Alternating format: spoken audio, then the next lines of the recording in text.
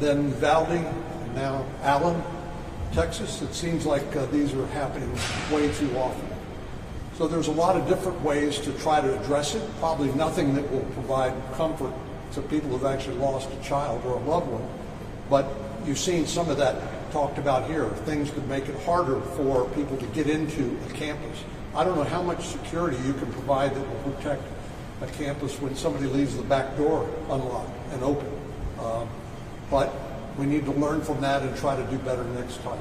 And the communication systems and technology, from the standpoint of firearms and their availability, one of the things that we did is provide for an enhanced background check for 18 to 21-year-olds. Because what happened in Salvador Ramos in Uvalde, he turned 18 and as if he was born yesterday. We didn't look back at juvenile records, which would have provided a lot of information showing that he was in trouble and unfortunately was likely to be a danger to himself and others. So that has already proven borne fruit. The FBI has been able to stop 160 different transactions by taking a look at those juvenile records. The Texas Senate unanimously passed a bill to give us look back to 16-year-olds and above, their mental health commitments and the like, and the House passed that overwhelmingly too. So we're trying to learn from each of these tragedies and do better, because our ultimate goal is to try to save lives. You know how difficult, you of all people know how difficult it was to get this passed. Anytime you mention guns at the federal level, it can be tricky. I noticed that. So when you hear now that in Congress, members of your own party on the House side interested in introducing efforts to repeal this very act, what is your message to members of your own party and these efforts to repeal what you've worked so hard and others on the other side of the aisle did to get this done? Well, they need to go to their local school districts. They need to talk to their parents, and they need to ask them, do you think you don't need this technology? You don't need this workforce? You don't need this resource?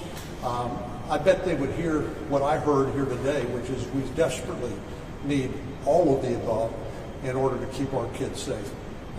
So I think, like so many things, it's hard to have a reasonable conversation these days because people sort of get triggered over different words, and guns happen to be one of those things that tends to trigger strong emotions. I'm a strong believer in the Second Amendment. I own a number of firearms myself. I'm a law-abiding citizen, and I'm not going to be a threat to public safety. I don't think law-abiding citizens are. But I do think that people with mental health, documented mental health problems, and people with criminal records, and other people that are disqualified under existing law, like people dishonorably discharged from the military, people who have a drug problem, those are people who should be excluded from being able to purchase a firearm by the National Instant Criminal Background Check System, and that's where we've tried to focus, and I believe in the process we've saved lives. Senator, it seems like the funds granted to these various entities allowed them to continue these programs for 5 years. How do we make sure this funding stays in place so that these programs don't dry up due to budget issue talks or raising the debt ceiling? And how do we keep them around? Well, there's nothing permanent when it comes to the government, whether it's local, state, or federal government. Hopefully, we'll learn some things which will cause us to take a look back and see, what worked and what didn't work.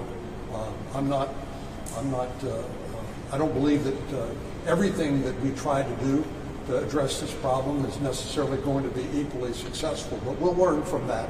And obviously, the next Congress, the next person that has my job, can revisit that at that time. But part of the problem is maintaining our vigilance, because there are always so many other things that seem to pop to the top of everybody's outrage list, and we need to remember this, particularly on a day where we are grieving still with the families who lost loved ones in Uvalde. But it's an appropriate time to talk about the need and what the response has been, and just be recommitted to continue to stay in the fight. Last question. Thank you.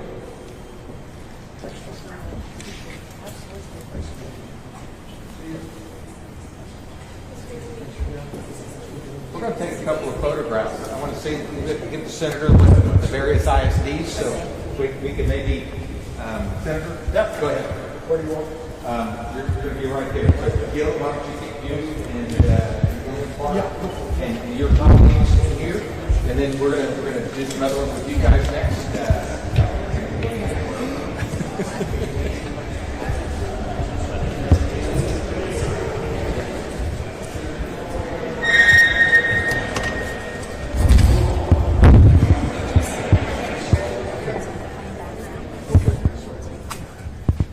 It's a plain background. So Plain background. how about right here?